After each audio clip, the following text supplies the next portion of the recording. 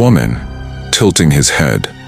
It gets so messy when they linger, he mused. The woman twitched several times, then she stopped. Silence settled between, and Leslie heard that the record was still playing, the song looping to its final chorus. Walk, oh walk on with hope in your heart, and you'll never walk alone. Old Sam bit a chunk out of the woman's neck. Instantly, before Leslie's eyes, his flesh began to knit itself back together. The hole where his nose had been filled in, smooth and seamless. His missing eye reformed, the socket filling like water poured into a mold. His arms, peeling and raw, grew new skin, taut and pink like something freshly born. Leslie vomited. Old Sam, unmoved by this, chewed on the chunk of flesh and swallowed while he watched the young girl vomit onto his kitchen floor. After a moment, he spoke. "Sorry you had to see me all half-baked," Old Sam said with an out-of-place sincerity. "Not my best look, I'll admit." Leslie had her back to Old Sam, leaning forward with her hands on her stomach. "Why?" Her voice cracked. Why do I eat people?" He finished for her. "Because I have to, girlie." Leslie shook her head. Old Sam chuckled, his old teeth rattling. "You'd be surprised what a man finds he needs to do, Leslie, given the right set of circumstances." He reached down, tore a strip of flesh from the woman's arm with his teeth. He chewed, slow, thoughtful, watching Leslie the whole time. "The thing is," he said, around a mouthful of flesh, "I don't like leaving the woods, pal. There's a barrier, put there by people who don't like me too much.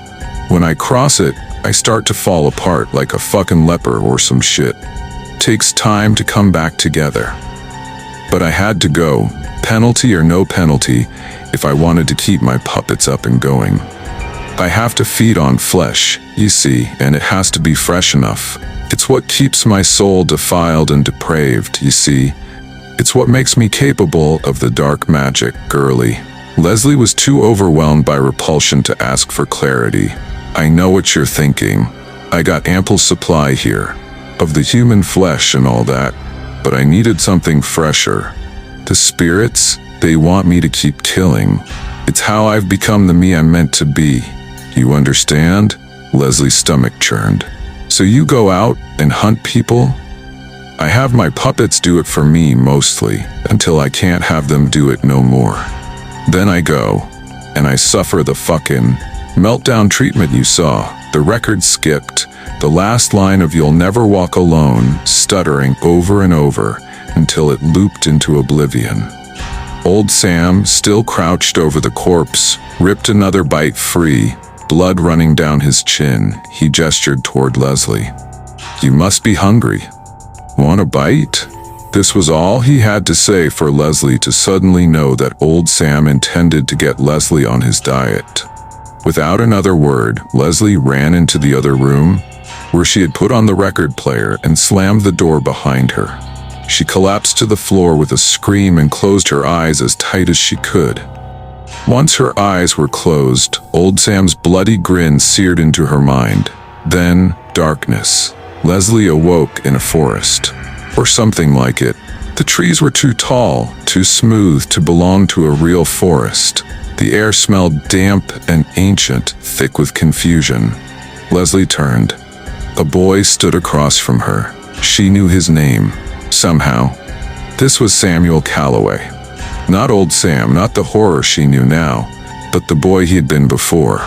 He was young, 15, maybe 16, tall, gangly, wearing old-fashioned clothes that hung loose on his frame. His hair was wild, curling over his forehead, and his face, though still sharp-edged, hadn't yet hardened into anything monstrous. His eyes were empty and sad. Neither of them spoke. The forest creaked around them, shifting, breathing. Leslie exhaled and squared her shoulders. "I'm not scared of you, Samuel Calloway," she said. Samuel tilted his head, considering her. "You should be. You've seen what I become." Leslie took a step forward.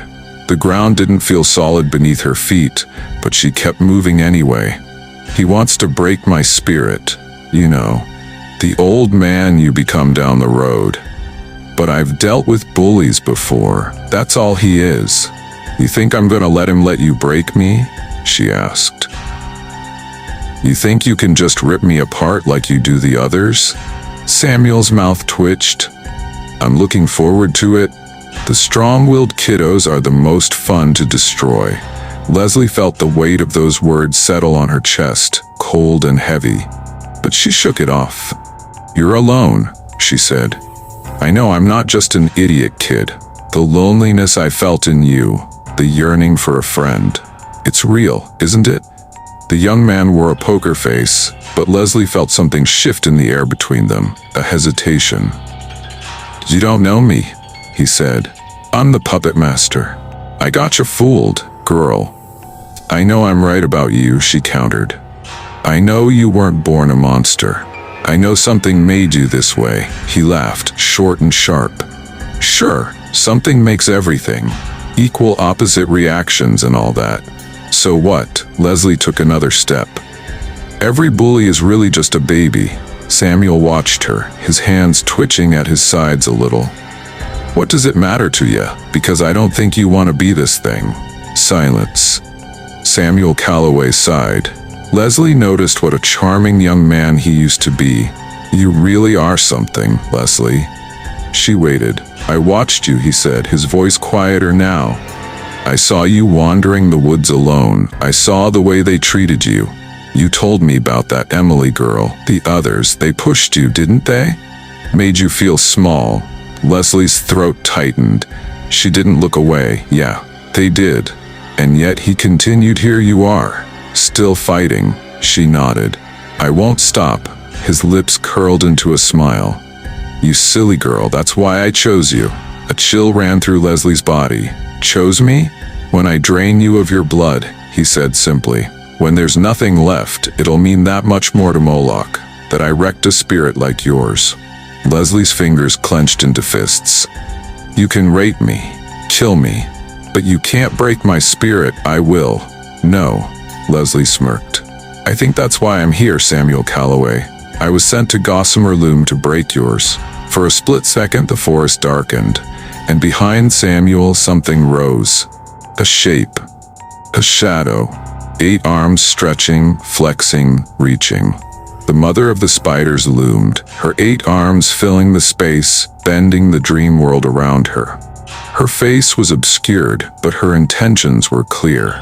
Her hands curled toward Samuel, ready to tear, to consume. Leslie gasped and woke on the cold floor of that solitary room in old Sam's house.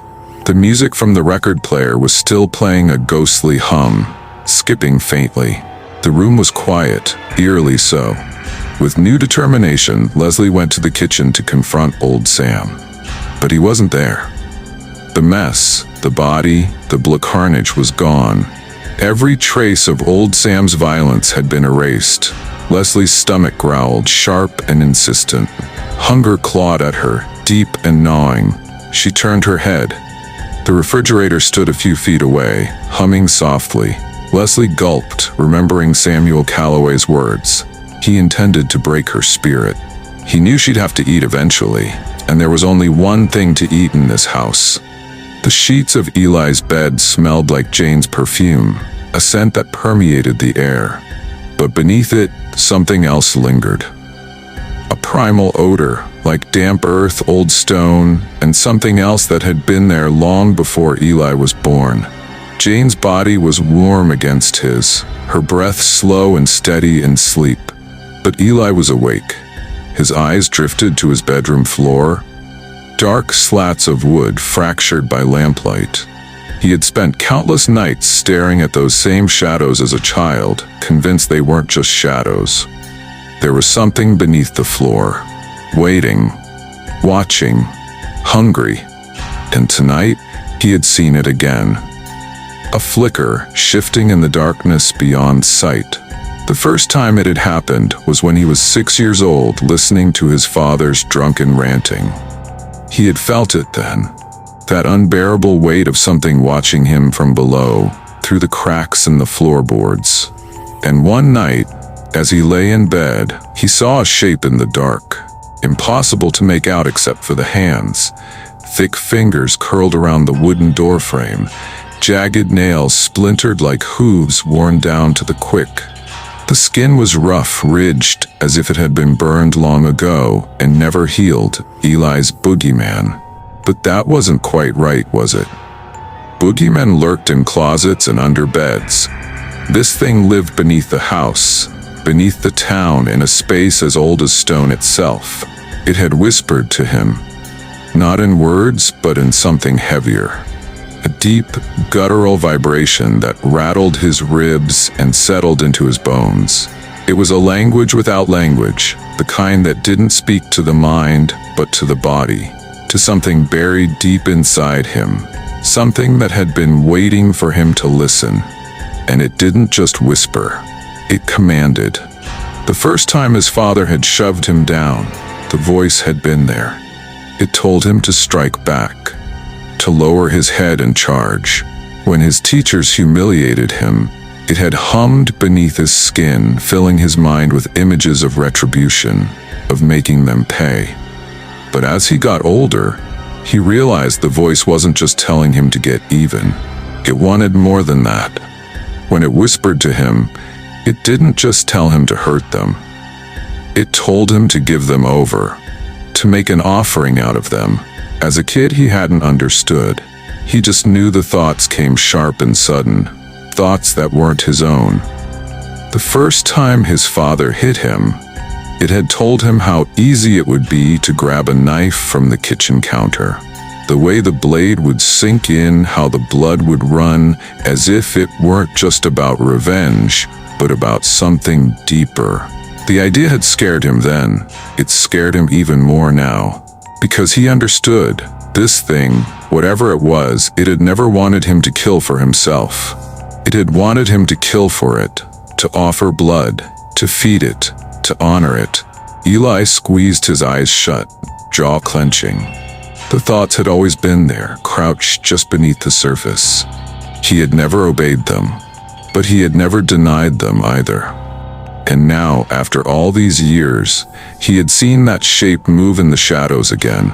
He had felt it watching when Leslie disappeared into the walls of the wine cellar, vanishing into the labyrinth beneath the floors of the mansion. No one ever walked out of a labyrinth unchanged. If they walked out at all, he had seen the walls consume her. He had felt it watching. Had it been waiting? Had losing her to old Sam satisfied its thirst for blood somehow? Eli let out a slow breath, turning his head toward Jane.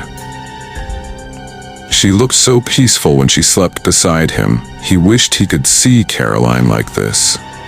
Jane shifted slightly, letting out a soft, sleepy sigh. Her lips curled faintly into the barest hint of a smile. "You're overthinking again," she murmured. Eli huffed out a quiet, hollow laugh. "Maybe." The room fell into silence. Jane's eyes fluttered open, studying him through the dim light. After a long moment, her brows knit together. "Darkness?" she murmured, the words slipping from her lips like an unconscious thought. Eli swallowed hard. His gaze drifted back to the ceiling. "Yeah, darkness." His voice was rough, scraped raw. "It's been creeping back in my mind, my soul, whatever." He exhaled sharply. "I thought I buried it years ago, but it's back now, stronger than ever." Jane turned onto her side, watching him. "The thing from the wine cellar." Eli nodded.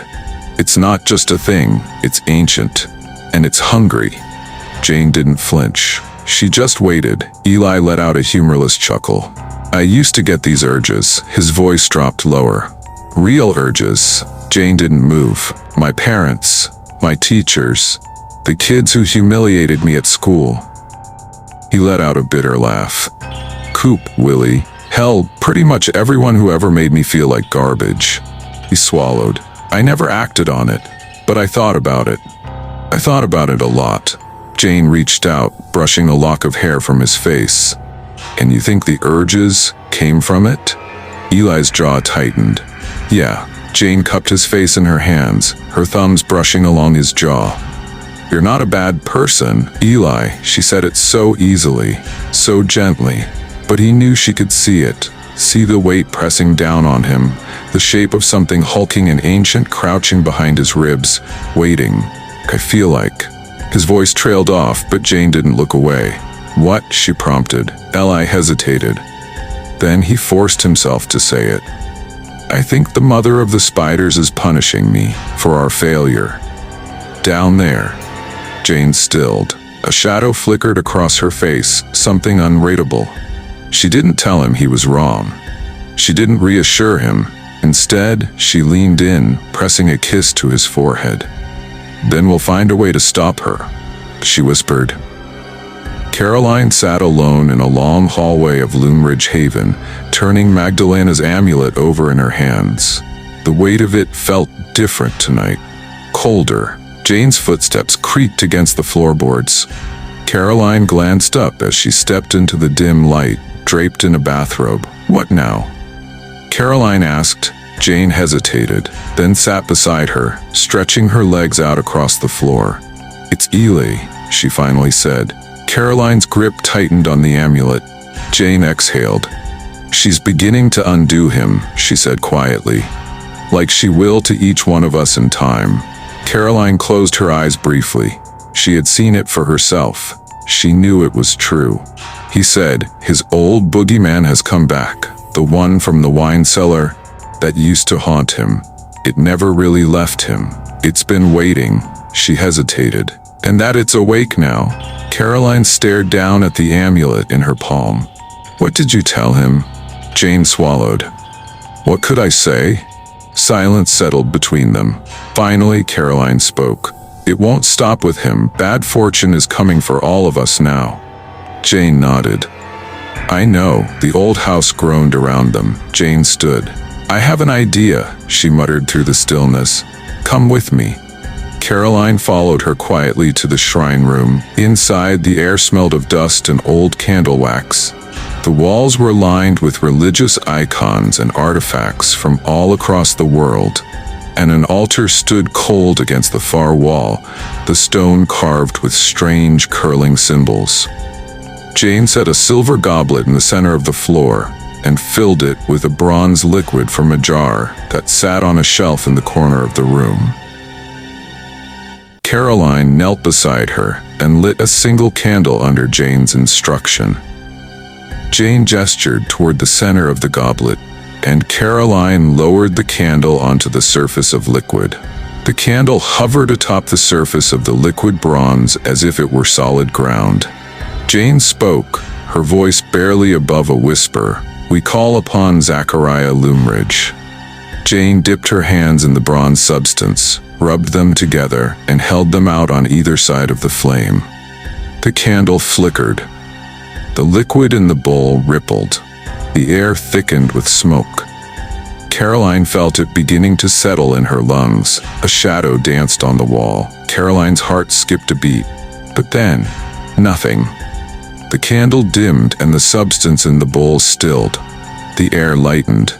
Caroline let out a shaky breath and opened her eyes. Did it work? Jane shook her head. No one's listening. A silence stretched between them. Caroline swallowed. What do we do now? Jane turned to her, voice hollow. We wait. Caroline's skin prickled. For what Jane's gaze was dark unblinking, for the mother to keep pulling at our threads. Ivy woke in another motel room, her skull thrumming like someone had taken a hammer to it. The air smelled of weed smoke, stale beer, and bad sex. The walls here were the same as the last place. Yellowed from cigarette puffs, peeling wallpaper curling at the edges like dying petals. The mattress springs dug into her spine through the thin sheet. She blinked up at the static ceiling fan. She glanced over at the inactive AC. The hot air had woken her up. It was thick and unpleasant. And then she saw it. In the corner, a spider, clinging to the ceiling, its legs long and fragile as needles. Ivy bolted upright. Her heartbeat was like a war drum in her ears. The motion made the room swim around her, a sick, sloshing vertigo that made her stomach clench. She pressed her hands against her eyes, took a deep breath, and looked again. The spider was still there. She reached for the guy next to her. What was his name again? Jason? Jake? She hadn't bothered to remember.